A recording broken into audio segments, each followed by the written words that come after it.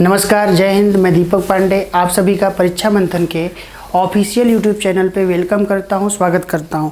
आज बहुत important topic हम लोग स्टार्ट कर रहे हैं। स्टेट गवर्नमेंट के बारे में, राज्य सरकार के बारे में हम लोग क्या करेंगे, बात करेंगे।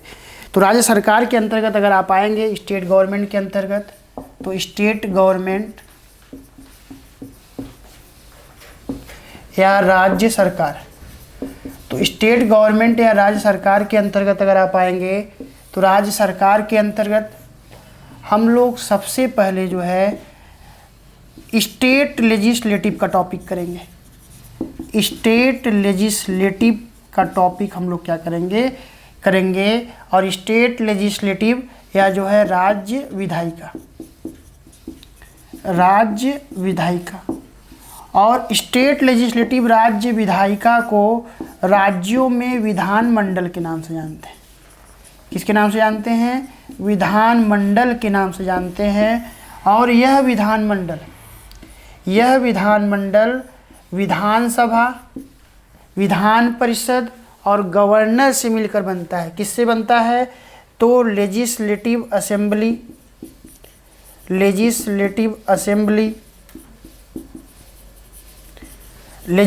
असेंबली या इसे विधानसभा बोलते हैं, विधानसभा। लेजिस्लेटिव काउंसिल या इसे हम लोग विधान परिषद के नाम से जानते हैं, विधान परिषद। और एक होता है राज्यपाल या गवर्नर,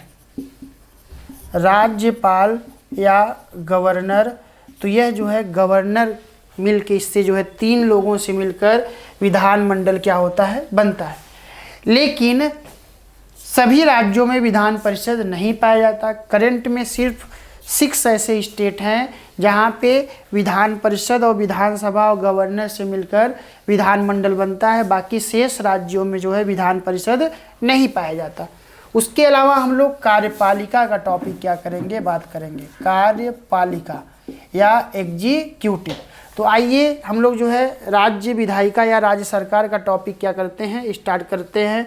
तो राज्य सरकार के बारे में अगर आप आएंगे तो राज्य सरकार को भाग 6 में बताया गया है। कौन से भाग में बताया गया है? भाग 6 में, पार्ट 6। भाग 6 के अलावा इसके लिए जो आर्टिकल बताया गया है, आर्टिकल 152 से लेकर 237 तक। तो अनुच्छेद 152 से 237 तक हम लोग राज्य सरकार के बारे में बात करेंगे, स्टेट गवर्नमेंट के बारे में क्या करेंगे, बात करेंगे। तो पहले हम लोग राज्य विधायिका का टॉपिक करेंगे और फिर हम लोग एग्जीक्यूटिव का टॉपिक करेंगे, कार्यपालिका का टॉपिक करेंगे। तो नोट डाउन करते चलिएगा, एक एक टॉपिक को हम लोग क्या करते हैं, स्टार्ट करते हैं।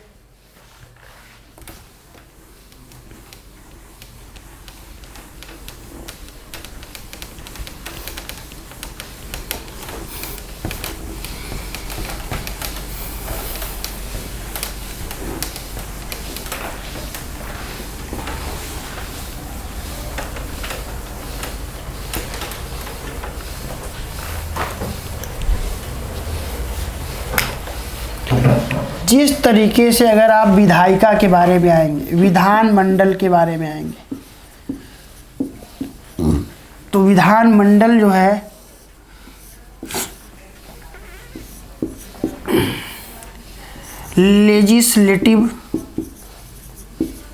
लेजिस्लेटिव असेंबली या इसे विधानसभा बोलते हैं। क्या बोला जाता है? इसे विधानसभा कहते हैं। फिर उसके बाद अगर आप आएंगे तो लेजिस्लेटिव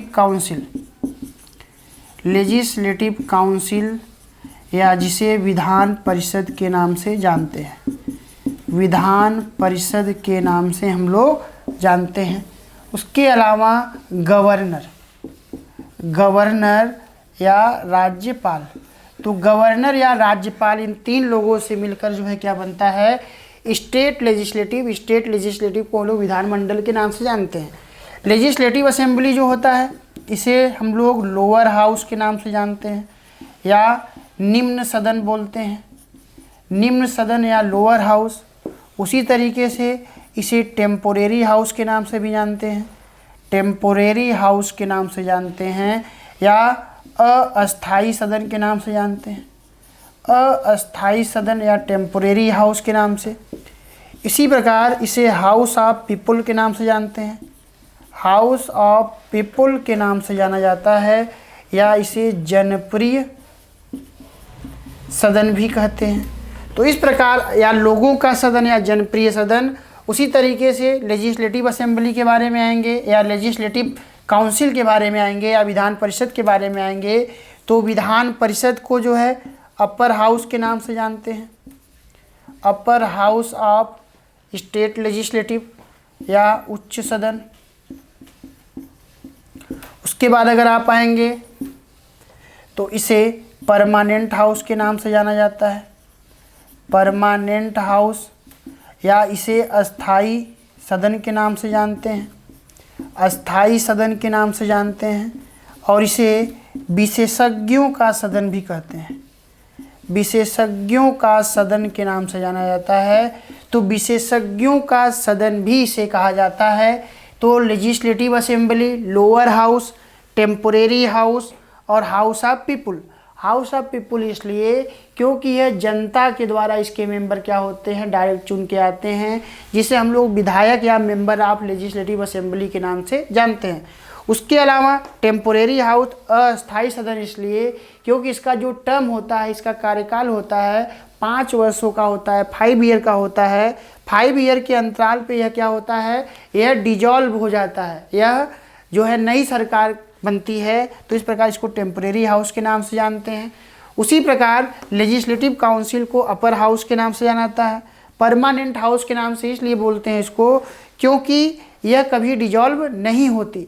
इसके 1/3 मेंबर, 1/3 मेंबर प्रत्येक 2 वर्ष के अंतराल पर अवकाश प्राप्त करते हैं या उनका कार्यकाल क्या होता है, समाप्त होता है, या प्रत्येक 2 वर्ष के अंतराल पर 1/3 नए मेंबर क्या होते हैं, इलेक्ट होके आते हैं। उसके अलावा विशेषज्ञों का सदन, विशेषज्ञों का सदन का मतलब कि इसमें 1/6 सदस्य, 1/6 सदस्य लेजिस्लेटिव काउंसिल के जो टोटल मेंबर होंगे उन टोटल मेंबर का 1/6 मेंबर जो है गवर्नर के द्वारा क्या किए जाते हैं, नॉमिनेट किए जाते हैं। और यह गवर्नर जो नॉमिनेट करता है वह 4 क्षेत्रों के स्पेशलिस्ट होते हैं। कितने सेक्टर के, 4 क्षेत्रों के स्पेशलिस्ट होते हैं। और यह 4 क्षेत्रों के जो स्पेशलिस्ट होते हैं, लिटरेचर, आर्ट, लिटरेचर का मतलब साहित्य, आर्ट कला, साइंस विज्ञान, और कोऑपरेटिव मूवमेंट या जो है सहकारी आंदोलन से संबंधित क्या होते हैं।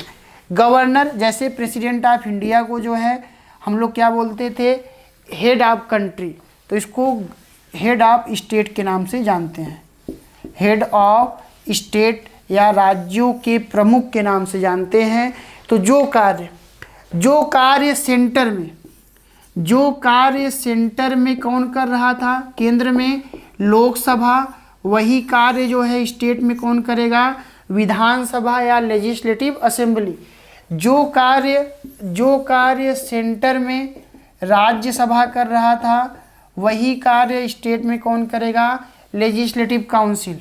जो कार्य सेंटर में प्रेसिडेंट कर रहा था, राष्ट्रपति कर रहा था, वही कार्य लगभग स्टेट में कौन करेगा, गवर्नर करेगा। तो ये सारे टॉपिक्स हम लोग क्या करेंगे, पढ़ेंगे। इम्पोर्टेंट टॉपिक्स है, क्वेश्चन यहाँ से क्या करे जाते हैं, पूछे जाते हैं। उतना समय नहीं लगेगा क्योंकि सेंट्रल गवर्नमेंट से मिलता जुलता क्या है टॉपिक है। सिर्फ जो है कार्य में तो अंतर नहीं होगा, लेकिन आर्टिकल्स में क्या होगा, अंतर होगा। तो आर्टिकल्स को भी हम लोग क्या करते चलेंगे, देखते चलेंगे। तो सबसे पहला टॉपिक हम लोग स्टार्ट करेंगे गवर्नर के बारे में, राज्यपाल के बारे में।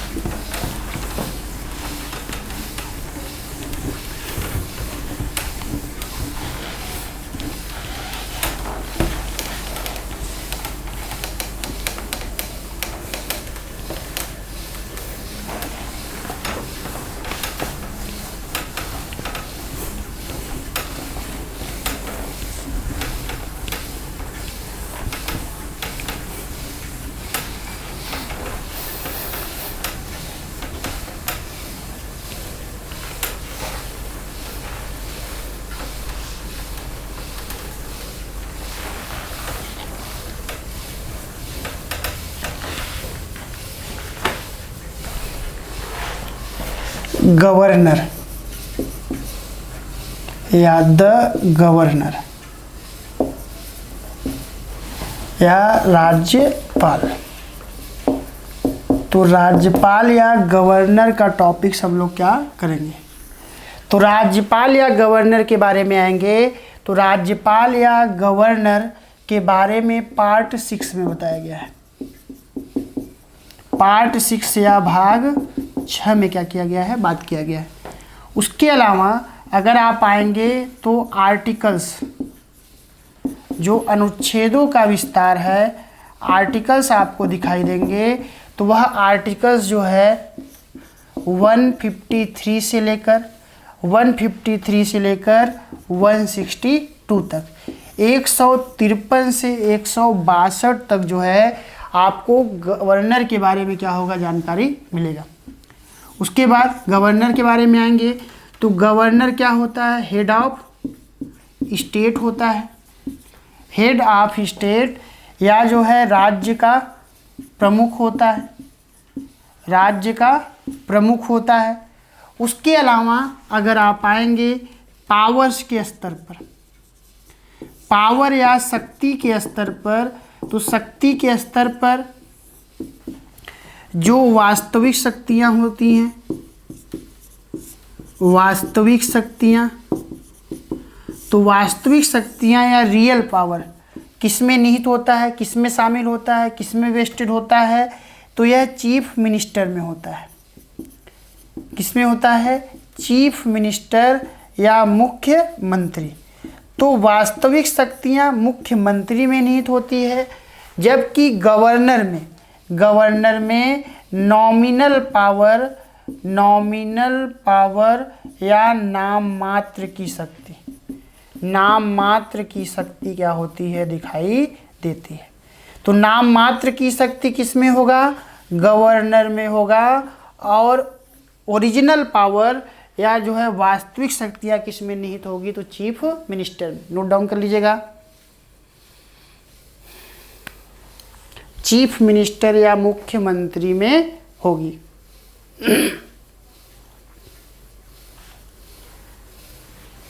अगर केंद्र वाला पॉइंट आपको याद होगा तो सेंटर में भी ऐसे ही होता था। नॉमिनल पावर जो है प्रेसिडेंट ऑफ इंडिया में था और ओरिजिनल पावर या वास्तविक शक्तियाँ किस में थी, तो वास्तविक शक्तियाँ जो है चीफ मिनिस्टर या मुख्यमंत्री में दिखाई देती थी। किस में दिखाई देती थी, मुख्यमंत्री में दिखाई देती थी। नोट कर लीजिएगा। अब हम लोग आते हैं आगे, आर्टिकल्स पे बात करते हैं।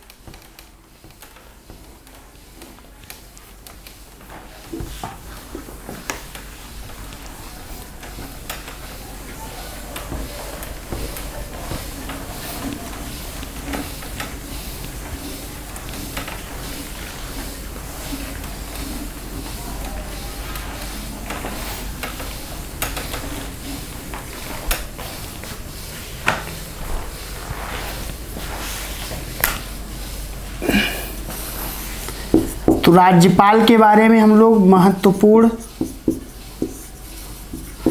तथ्य देखेंगे और महत्वपूर्ण तथ्य के अलावा राज्यपाल के पावर्स के बारे में, शक्तियों के बारे में हम लोग क्या करेंगे, बात करेंगे। किसके बारे में, शक्तियों के बारे में। शक्तियों के अंतर्गत अगर आप आएंगे तो हम लोग देखेंगे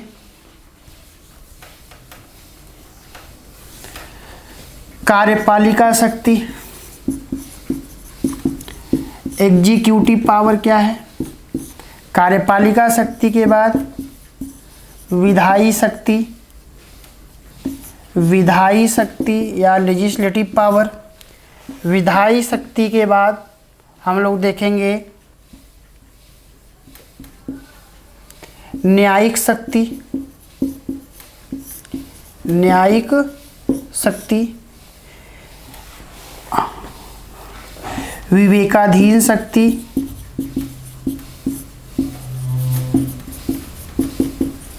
तो ये सभी शक्तियों के बारे में हम लोग क्या करेंगे, देखेंगे। कार्यपालिका शक्ति, एग्जीक्यूटिव पावर, लेजिस्लेटिव पावर और जुडिशरी पावर हम लोग क्या करेंगे, देखेंगे कि कौन कौन से पावर हैं। तो सबसे पहले हम लोग महत्वपूर्ण तथ्यों के बारे में बात करेंगे। तो महत्वपूर्ण तथ्यों में अगर सबसे पहले आएंगे तो आर्टिकल 152 या 152, तो अनुच्छेद 152 में राज्य को परिभाषित किया गया है। किसको परिभाषित किया गया है? राज्य को परिभाषित किया गया है। राज्य को परिभाषित किया गया है। तो अनुच्छेद 152 में, अनुच्छेद 152 में 152 जिसका उल्लेख भारतीय संविधान के भाग 6 के अंतर्गत किया गया है, और उस भाग 6 में आर्टिकल 152 के अंतर्गत राज्य को परिभाषित किया गया है। किसको परिभाषित किया गया है? राज्य को परिभाषित किया गया है। और 153 से 153 अनुच्छेद से गवर्नर का टॉपिक क्या होगा? स्टार्ट होगा। तो 152 में जो है राज्य को परिभाषित किया गया है। अब आइए देखते हैं आर्टिकल 153। 153, तो 153 में क्या बताया गया है? 153 में बताया गया है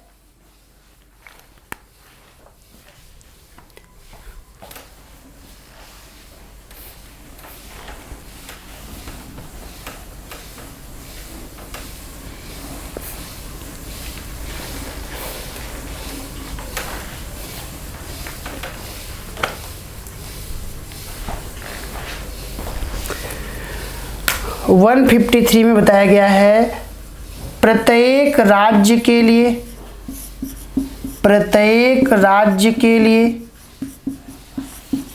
एक राज्यपाल होगा। एक राज्यपाल होगा। प्रत्येक राज्य के लिए क्या होगा? एक गवर्नर होगा, एक राज्यपाल होगा। परंतु एक ही व्यक्ति को दो या दो से अधिक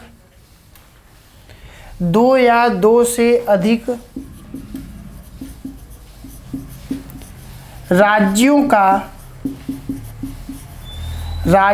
का राज्यपाल नियुक्त किया जा सकता है।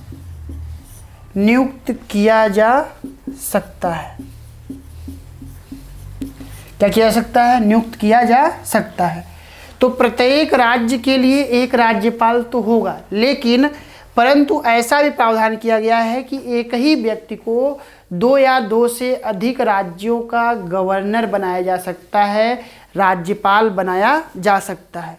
यह व्यवस्था, यह प्रावधान जो या दो से अधिक राज्यों के लिए एक व्यक्ति को राज्यपाल नियुक्त किए जाने का किया गया।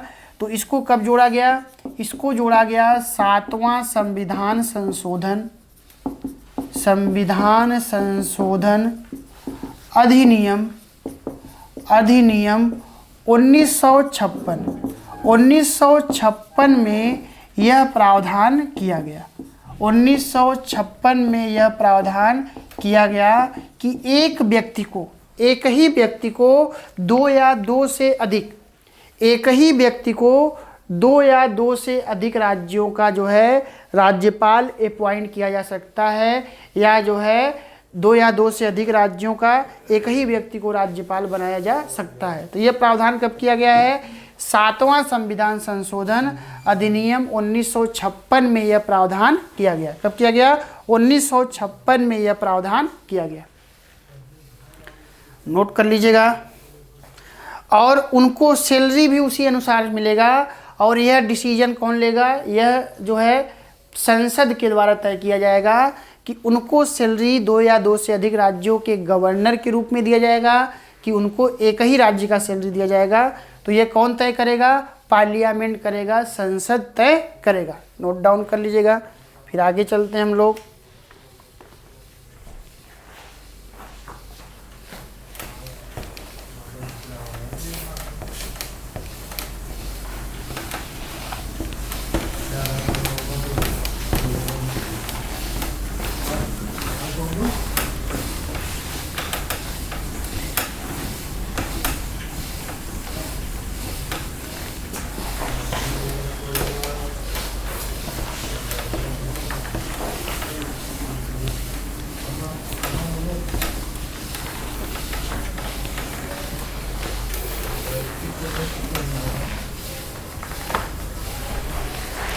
आर्टिकल 154, आइए 154 के बारे में देखते हैं। आर्टिकल 154 में क्या बताया गया है? 154 में बताया गया है राज्य की कार्यपालिका शक्ति या एग्जीक्यूटिव पावर, राज्य की कार्यपालिका शक्ति राज्यपाल में निहित होगी। राज्यपाल में निहित होगी। तो राज्य की जो कार्यपालिका शक्ति है एग्जीक्यूटिव पावर है। एग्जीक्यूटिव पावर किसमें शामिल होगा, किसमें वेस्टेड होगा? तो यह गवर्नर में होगा, राज्यपाल में क्या होगा? निहित होगा। तो गवर्नर में एग्जीक्यूटिव पावर क्या होगा? इन्वॉल्व होगा, शक्ति निहित होगी। अगर कार्यपालिका के बारे में आएंगे, एग्जीक्यूटिव के बारे में आएंगे, तो एग्जीक्यूटिव जो होता है, कार्यपालिका जो होता है, वह कार्यपालिका क्या करता है? कार्यपालिका विधायिका के द्वारा बनाए गए कानूनों को लागू करता है। कानूनों को क्या करता है? लागू करता है। उसी तरीके से अगर आप आएंगे तो एग्जीक्यूटिव आपको दो प्रकार का क्या होगा? दिखाई देगा। एक एग्जीक्यूटिव होता है अस्थाई कार्यपालिका या परमानेंट एग्जीक्यूटिव, या जिसे हम लोग जो है एडमिनिस्ट्रेटिव एग्जीक्यूटिव के नाम से जानते हैं। ये कार्यपालिका ऐसी होती है कि जो एक बार व्यवस्था में आता है तो उस व्यवस्था से तब तक बाहर नहीं जाता जब तक कि उसका कार्यकाल पूरी तरीके से समाप्त न हो जाए। और यह जो अस्थाई कार्यपालिका होती है, यह राजनीतिक कार्यपालिका या अस्थाई कार्यपालिका को अपने अनुभवों से क्या करती है? प्रशासन को आगे बढ़ाने का प्रयास करता है। उसके अलावा अगर आप आएंगे तो दूसरा है अस्थाई कार्यपालिका।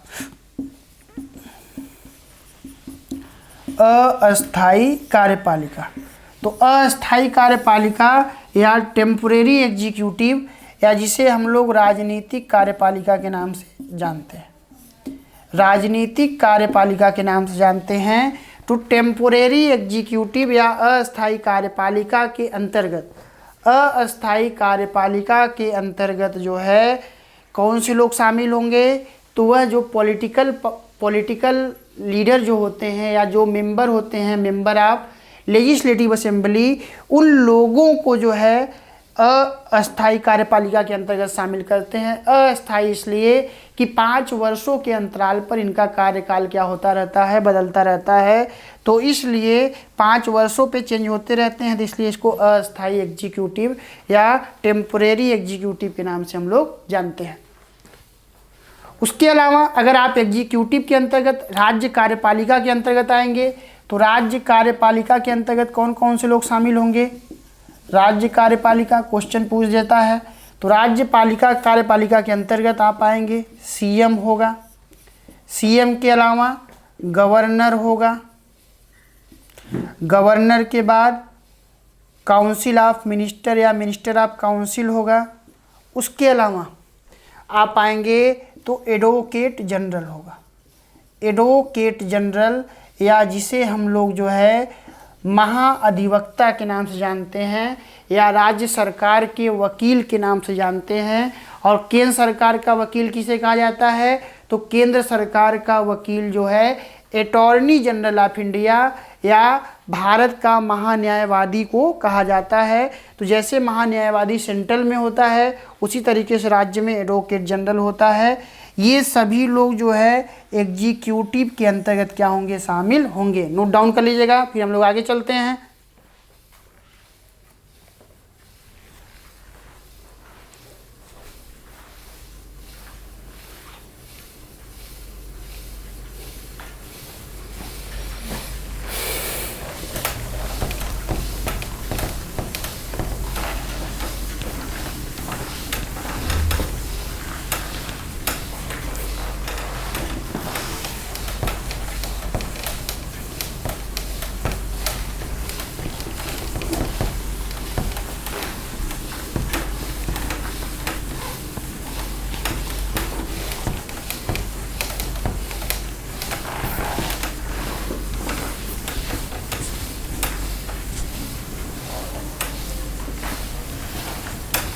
नेक्स्ट आइए हम लोग चलते हैं आर्टिकल 155, अनुच्छेद 155।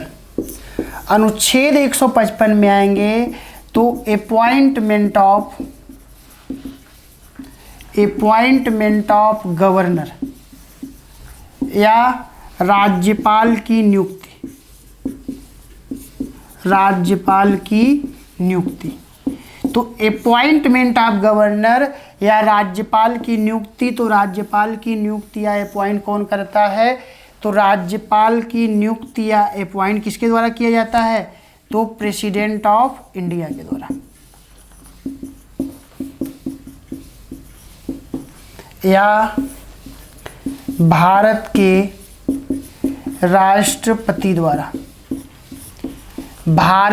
राष्ट्रपति द्वारा अपॉइंट किया जाता है या नियुक्त किया जाता है। तो भारत का राष्ट्रपति जो है राज्यों के लिए गवर्नर अपॉइंट करता है, या दो से अधिक राज्यों के लिए एक ही व्यक्ति को गवर्नर अपॉइंट करता है। तो यह अपॉइंट वाली बात किसमें बताई गई है? आर्टिकल 155 में। तो 155 जो है अपॉइंटमेंट ऑफ गवर्नर या राज्यपाल की नियुक्ति से संबंधित है। नियुक्ति कौन कर रहा है? भारत का राष्ट्रपति के द्वारा क्या किया जा रहा है? नियुक्त किया जा रहा है, अपॉइंट किया जा रहा है।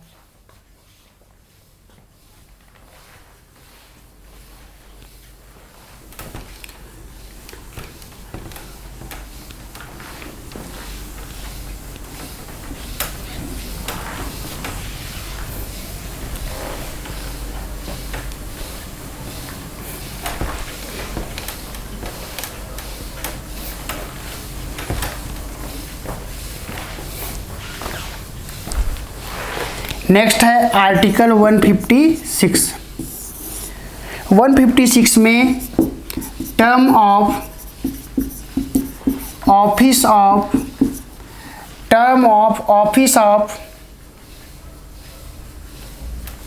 गवर्नर,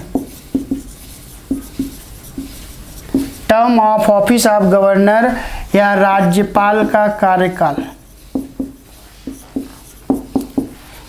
राज्यपाल का कार्यकाल। तो राज्यपाल का कार्यकाल पे अगर आप आएंगे तो राज्यपाल जो है राष्ट्रपति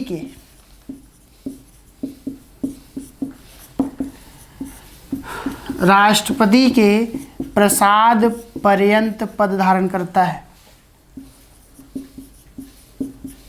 प्रसाद पर्यंत पद धारण करता है।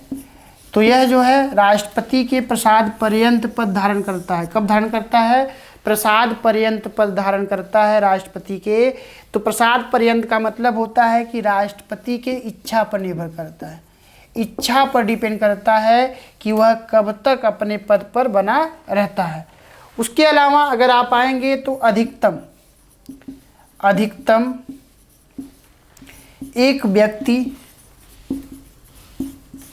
गवर्नर के पद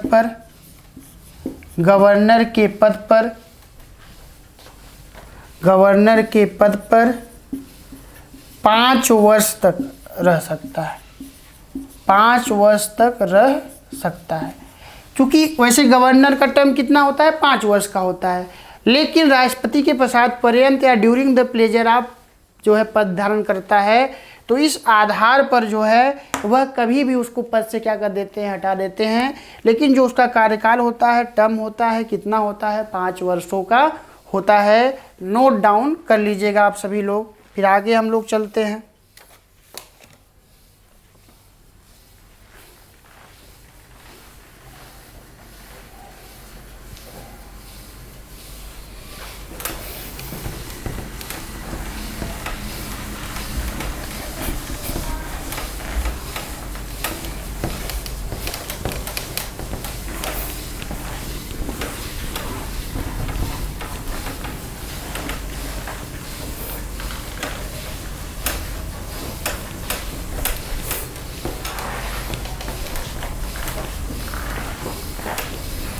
नेक्स्ट आते हैं आर्टिकल 157। तो अनुच्छेद 157 क्या कहता है? अनुच्छेद 157 बोलता है क्वालिफिकेशन ऑफ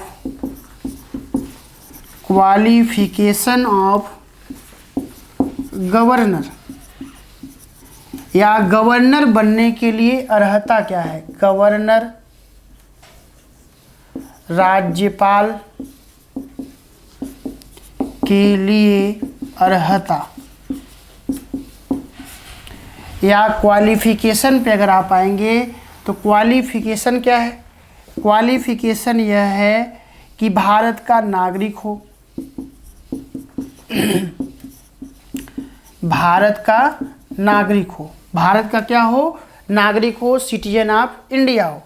उसके अलावा 35 वर्ष की आयु पूरी कर चुका हो, 35 वर्ष की आयु पूरी कर चुका हो,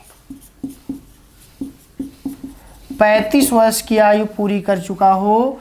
और उसके अलावा अगर आप आएंगे तो वह किसी लाभ के पद पर न हो, किसी लाभ के पद पर न हो। तो किसी लाभ के पद पर न हो यह क्वालिफिकेशन है। और लाभ के पद के लिए जो आर्टिकल बताया गया है गवर्नर के लिए है वह है आर्टिकल 158।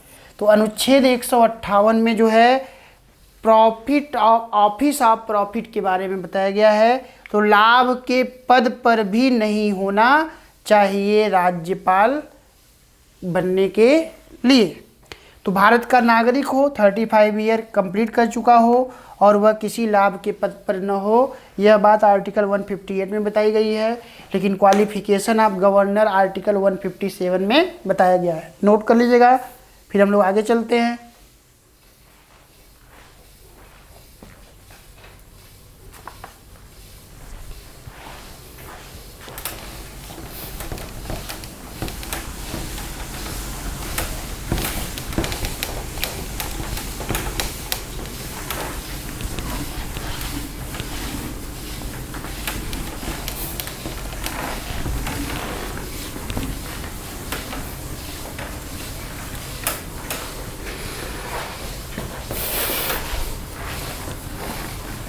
नेक्स्ट है आर्टिकल 159।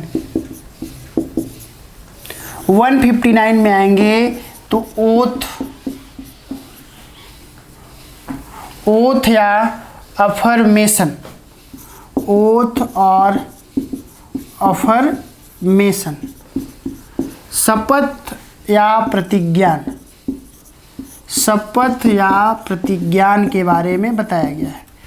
तो शपथ या प्रतिज्ञान के अंतर्गत अगर आएंगे तो शपथ या प्रतिज्ञान के बारे में आर्टिकल 159 में बताया गया है। तो शपथ जो है कौन दिलाता है गवर्नर को? तो शपथ गवर्नर को जो है चीफ जज ऑफ हाई कोर्ट या उच्च न्यायालय का मुख्य न्यायाधीश, उच्च न्यायालय का मुख्य न्यायाधीश क्या करता है? शपथ दिलाता है। अगर यह अवेलेबल नहीं है तो एक्सपीरियंस जज ऑफ हाई कोर्ट, तो उस समय जो उस हाई कोर्ट का सबसे एक्सपीरियंस या अनुभवी जज होगा, अनुभवी न्यायाधीश होगा, वो क्या करेगा?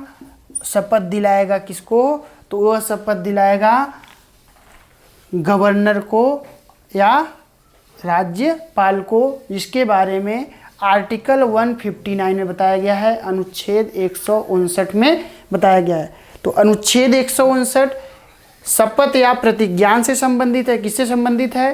तो शपथ या प्रतिज्ञान से संबंधित है।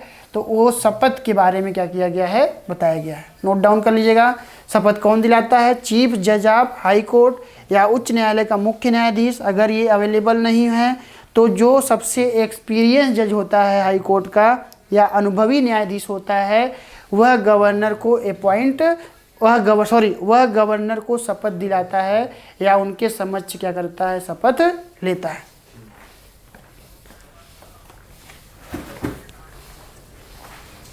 नोट कर लीजिएगा, फिर हम लोग आगे चलते हैं।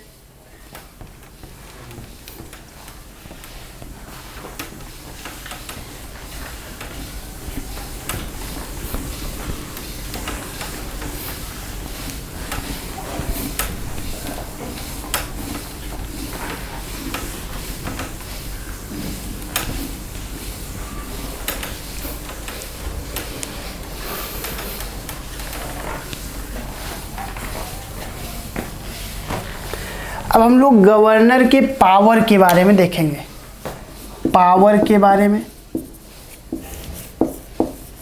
पावर में अगर आप आएंगे, शक्तियों में आएंगे, तो सबसे पहले शक्तियों में हम लोग जो है कार्यपालिका शक्ति के बारे में बात करेंगे,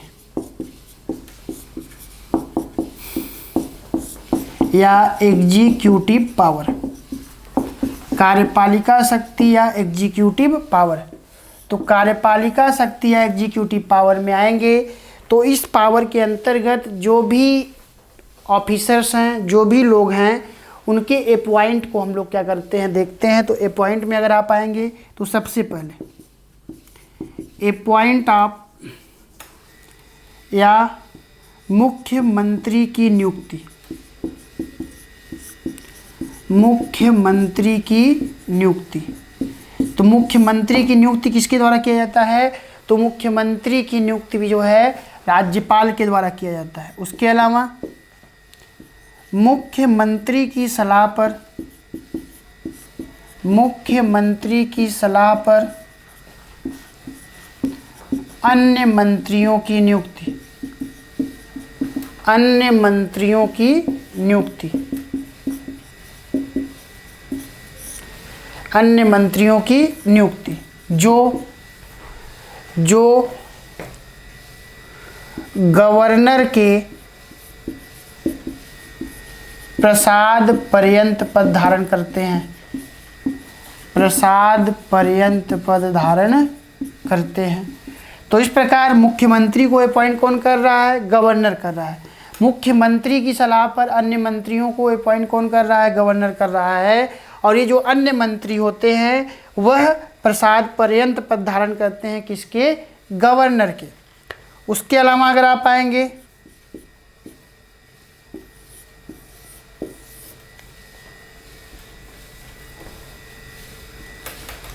राज्य निर्वाचन आयोग,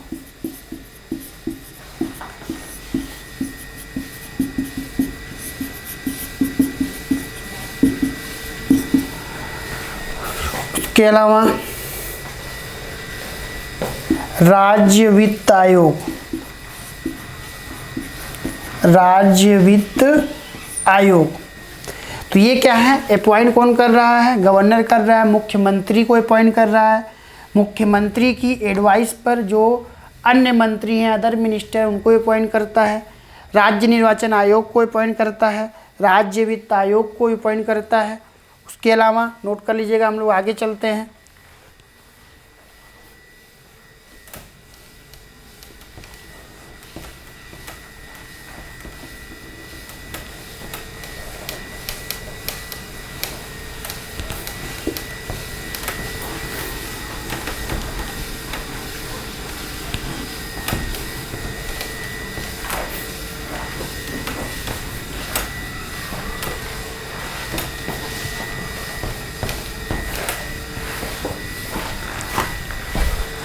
नेक्स्ट है राज्य लोक सेवा आयोग के सेवा आयोग के अध्यक्ष एवं सदस्यों की नियुक्ति, सदस्यों की नियुक्ति। तो इन सभी लोगों को अपॉइंट कौन करता है? तो इन सभी लोगों को अपॉइंट जो है गवर्नर के द्वारा किया जा रहा है या राज्यपाल के द्वारा किया जा रहा है। चूँकि यहीं पे मुख्यमंत्री भी हम लोगों ने देखा है, तो मुख्यमंत्री छोटा सा टॉपिक है, हम लोग क्या कर लेते हैं, यहीं पे पढ़ लेते हैं। उसके अलावा अगर आप आएंगे तो राज्य के महाअधिवक्ता, महाअधिवक्ता या एडवोकेट जनरल, एडवोकेट जनरल या महाअधिवक्ता को नियुक्त करता है, को नियुक्त करता है। तो ये सारे कार्य जो है कार्यपालिका एग्जीक्यूटिव पावर के अंतर्गत क्या किए जाते हैं? शामिल किए जाते हैं। और एग्जीक्यूटिव पावर कौन से आर्टिकल के अंतर्गत है? तो आर्टिकल 154 अनुच्छेद 154 में बताया गया है कि राज्य की कार्यपालिका शक्ति, स्टेट का जो एग्जीक्यूटिव पावर है वह किस में शामिल है, किस में वेस्टेड है? तो वह जो है गवर्नर में शामिल है। गवर्नर के अंतर्गत क्या किया जाता है, शामिल किया जाता है। कार्यपालिका शक्ति के अंतर्गत हम लोगों ने सीएम के पॉइंट के बारे में देखा, सीएम के सलाह पर अदर मिनिस्टर के पॉइंट के बारे में देखा। उसके अलावा हम लोगों ने देखा स्टेट इलेक्शन कमीशन, उसके अलावा स्टेट फिनेंस कमीशन और राज्य लोक सेवा आयोग के अध्यक्ष एवं सदस्यों को अपॉइंट और राज्य के महाअधिवक्ता को नियुक्त ये जो है क्या करता है। तो इस प्रकार यह सारे टॉपिक्स कार्यपालिका की शक्ति के अंतर्गत या नियुक्ति संबंधी अधिकार के अंतर्गत क्या किए जाते हैं, शामिल किए जाते हैं। आगे चलते हैं। यहीं पे छोटा सा टॉपिक है सीएम। सीएम को हम लोग क्या कर लेते हैं, यहीं पे पढ़ लेते हैं, फिर हम लोग आगे चलते हैं। सीएम और यहीं पे काउंसिल ऑफ मिनिस्टर को भी हम लोग क्या कर लेंगे, पढ़ लेंगे।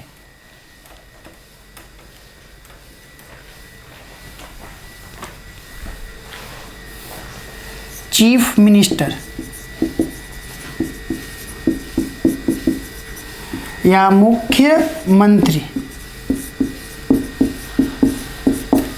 चीफ मिनिस्टर या मुख्यमंत्री, तो चीफ मिनिस्टर या मुख्यमंत्री का आर्टिकल है 164, अनुच्छेद 164 में मुख्यमंत्री के बारे में बताया गया है। तो मुख्यमंत्री को नियुक्त कौन करता है, मुख्यमंत्री को नियुक्त गवर्नर करता है। कौन करता है, गवर्नर या राज्यपाल नियुक्त करता है। गवर्नर या राज्यपाल क्या करता है, नियुक्त करता है।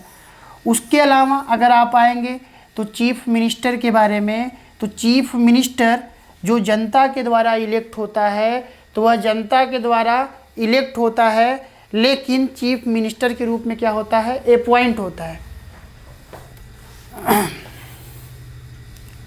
सदस्य के रूप में, सदन के सदस्य के रूप में, सदन के सदस्य के रूप में निर्वाचित होता है। सदन के सदस्य के रूप में क्या होता है, निर्वाचित होता है। यह सीएम के रूप में जनता इसको इलेक्ट नहीं करती, इसको जो है मेंबर के रूप में लेजिस्लेटिव असेंबली के रूप में क्या करता है, लेजिस्लेटिव असेंबली या मेंबर ऑफ लेजिस्लेटिव असेंबली के रूप में इलेक्ट किया जाता है। जबकि उसी मेंबर में से गवर्नर क्या करता है, किसी एक मेंबर को सीएम के रूप में अपॉइंट करता है या मुख्यमंत्री के रूप में क्या करता है, अपॉइंट करता है। उसके अलावा अगर आप आएंगे तो चीफ मिनिस्टर जो मुख्यमंत्री होता है, मुख्यमंत्री में सभी प्रकार की वास्तविक शक्तियाँ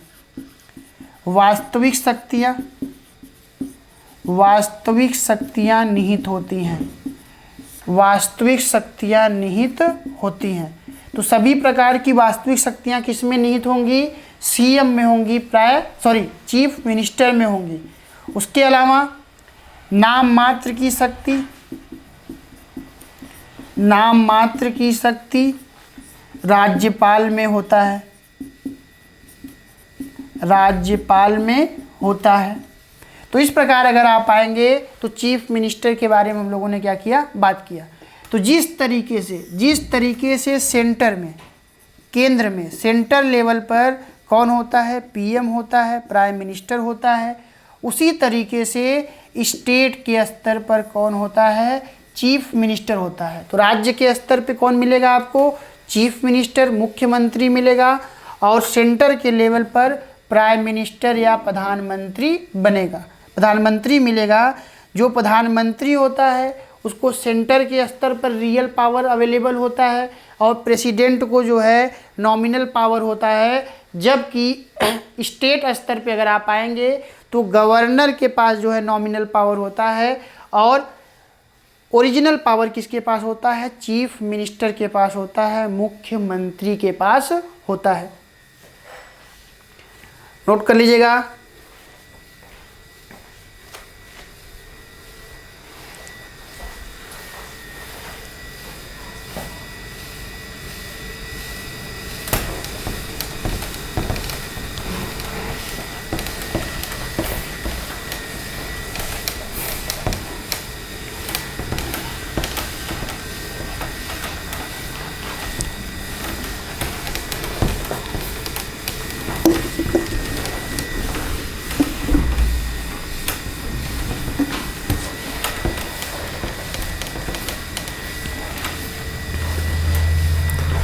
मंत्री परिषद देख लेते हैं, छोटा सा टॉपिक है मंत्री परिषद।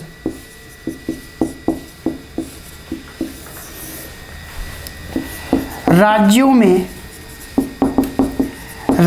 में मंत्री परिषद का गठन किया जाएगा, मंत्री परिषद का गठन किया जाएगा जिसका कार्य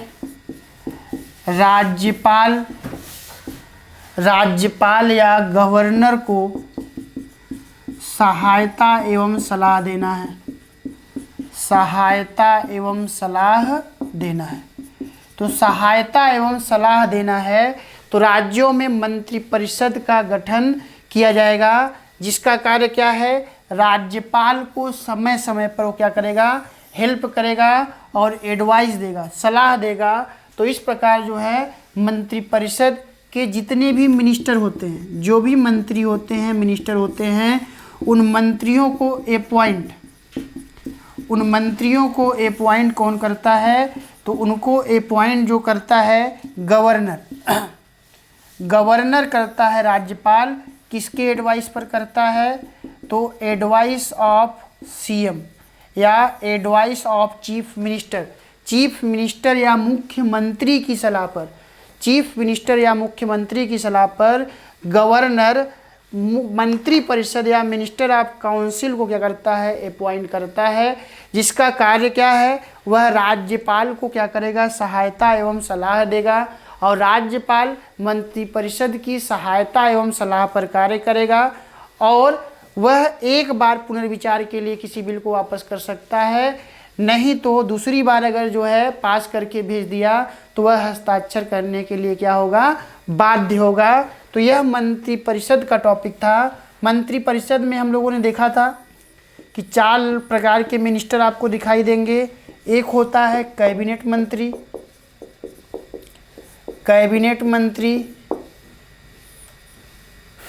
उप मंत्री या डिप्यूटी मिनिस्टर।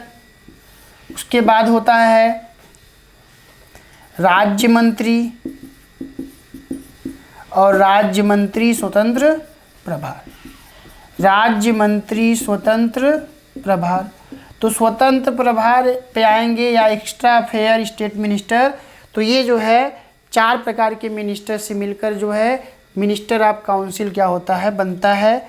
डिप्यूटी मिनिस्टर का पद जो है सेंटर में करंट में क्या कर दिया गया है, बंद कर दिया गया है, समाप्त कर दिया गया है। नोट कर लीजिएगा, फिर हम लोग आगे चलते हैं।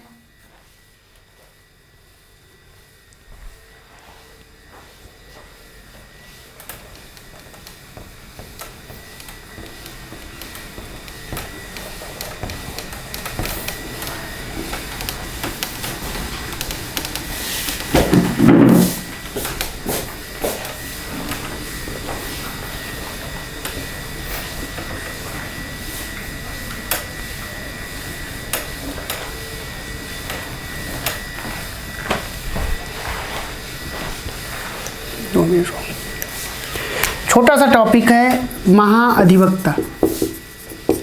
महाअधिवक्ता या एडवोकेट जनरल या महाअधिवक्ता।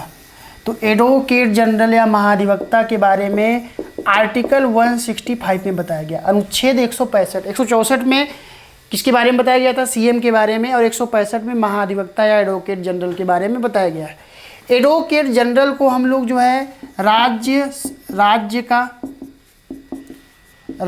का प्रथम विधि अधिकारी के नाम से जानते हैं, प्रथम विधि अधिकारी के नाम से जानते हैं या प्रथम विधि अधिकारी कहते हैं। उसके अलावा अगर आप आएंगे तो इसे राज्य का वकील भी कहा जाता है, राज्य का वकील कहा जाता है। राज्य के वकील के अलावा अगर आप आएंगे तो इसे यह जो है राज्य सरकार को, स्टेट गवर्नमेंट को, राज्य सरकार को कानूनी मामलों में सलाह देता है, कानूनी मामलों में सलाह देता है। क्या करता है, कानूनी मामलों में सलाह देता है। जैसे अगर कोई स्टेट गवर्नमेंट के अगेंस्ट में केस करता है तो जो केस की सुनवाई होती है उसको जो है स्टेट गवर्नमेंट की तरफ से कौन उसके पक्ष में बात करता है, एडवोकेट के रूप में कार्य करता है या वकील के रूप में, तो एडवोकेट जनरल करता है। एडवोकेट जनरल को अपॉइंट कौन करता है, नियुक्त कौन करता है, तो इसको अपॉइंट या नियुक्त जो है गवर्नर करता है। कौन करता है, गवर्नर करता है या राज्यपाल इसको अपॉइंट करता है, नियुक्त करता है। उसके अलावा अगर आप आएंगे तो यह जो है राज्य विधायिका या स्टेट लेजिस्लेटिव के बैठकों में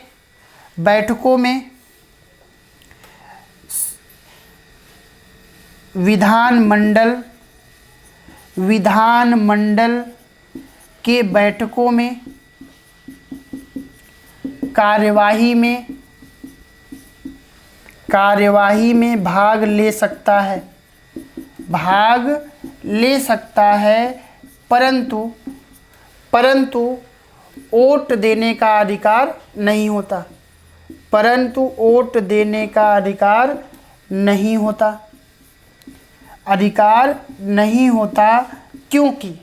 क्यों नहीं होता? क्योंकि यह विधानमंडल का सदस्य नहीं होता, विधानमंडल का सदस्य या मेंबर नहीं होता। तो कल के लेक्चर में हम लोग गवर्नर के जो बचे हुए पावर्स हैं उसको हम लोग देखेंगे। तो आज हम लोगों ने सीएम का टॉपिक भी कर लिया, मिनिस्टर ऑफ काउंसिल भी कर लिया, और उसके बाद अगर आप आएंगे तो हम लोगों ने एडवोकेट जनरल का टॉपिक कर लिया। तो आज का क्लास यहीं तक। थैंक यू, धन्यवाद, जय हिंद।